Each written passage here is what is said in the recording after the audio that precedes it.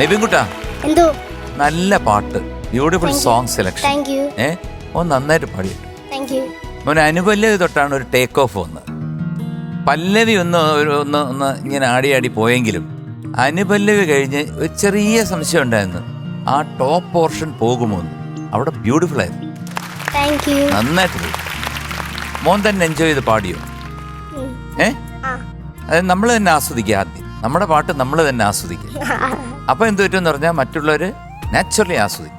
അനുപല്ലവി തൊട്ട് കിലുങ്ങുന്ന തൊട്ട് മോൻ അങ്ങോട്ട് കയറി. പിന്നെ അനുവാദം അറിയാൻ വന്നപ്പോഴത്തേക്ക് അടിപൊളി സെറ്റായി. എൻ പോർഷൻ വന്നപ്പോ ബ്യൂട്ടിഫുൾ.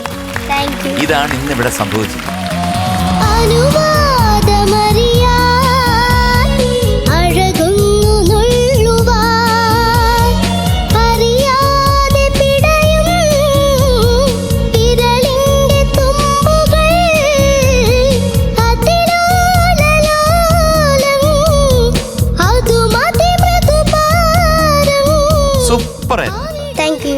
Very good. കഴിഞ്ഞ പാട്ടിനെക്കാട്ടില് ഒരു ചെറിയ പോയിന്റ് ഓഫ് ഇംപ്രൂവ്മെന്റ് ഫാക്ടർ കയറി വരുന്നുണ്ട്. ദാറ്റ് മീൻസ് ഒരു 4-5 പാട്ട് കഴിയുമ്പം പിന്നെ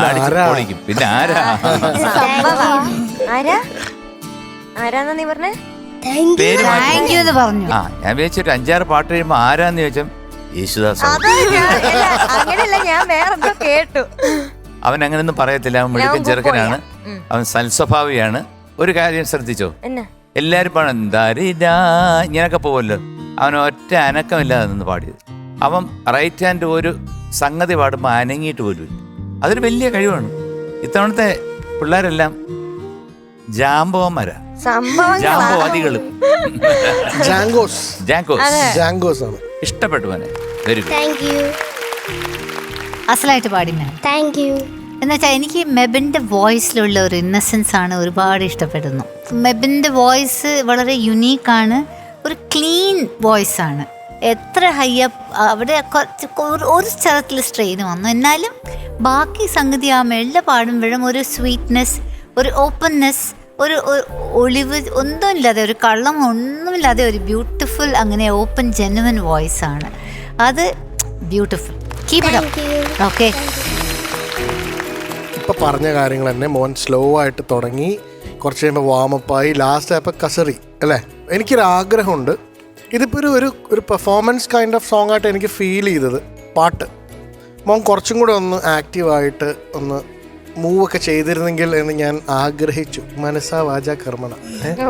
പാട്ടിൽ ആബ്സല്യൂട്ട്ലി ശ്രദ്ധിച്ചു, അത് കമൻഡബിൾ, അടിപൊളി. കാരണം അതിലൊരു പ്രത്യേകിച്ച് എടുത്തു പറഞ്ഞാൽ 2 അനുപല്ലവിയുടെയും ചരണത്തിൻ്റെ എൻ്റെയിലുള്ള പോസ് ഉണ്ടല്ലോ, ഇൻസ്ട്രുമെൻറ്റ്സ് ഒക്കെ നിന്നിട്ടുള്ള അവിടെ പിച്ചിങ് എങ്ങും പോയിട്ടില്ല. അവിടേക്ക് വേണമെങ്കിൽ നമ്മുടെ ശ്രുതി പോകാനുള്ള സാധ്യത വളരെ കൂടുതലാണ്. അവിടെ മോൻ കൃത്യമായിട്ട് ഡോട്ട് ആയിട്ട് ആ ശ്രുതി മോൻ പിടിച്ചു എന്നുള്ളതാണ് കേട്ടോ. Okay, all the best. Mebin കുട്ട, മോൻ്റെ പാട്ട് എനിക്ക് ഭയങ്കര ഇഷ്ടമായി, മോൻ്റെ സൗണ്ട് ഇഷ്ടമായി. എനിക്ക് പ്രത്യേകിച്ച് ഇതിനകത്ത് എന്താ തോന്നിയെന്ന് വെച്ചാൽ, ചിലപ്പോൾ ഹൈ പിച്ചെല്ലാം നമ്മൾ പാടുമ്പോൾ അതിൽ ചില സംഗതികളൊക്കെ ഉണ്ടെങ്കിൽ അത് എടുക്കാനും ബുദ്ധിമുട്ടാണ്. ഇനി എടുത്തു വന്നാൽ അതിനൊരു മനോഹാരിതയും കുറച്ച് കുറയും. പക്ഷേ മോനെ, നീ ആ ഹൈയിൽ പാടുമ്പോഴെല്ലാം അവിടെ സംഗതി വളരെ പോയിന്റഡ് ഔട്ടായിട്ട് എടുത്തിട്ടുണ്ട് ഇതിനകത്ത്. അല്ലേടാ? God bless you. Thank you.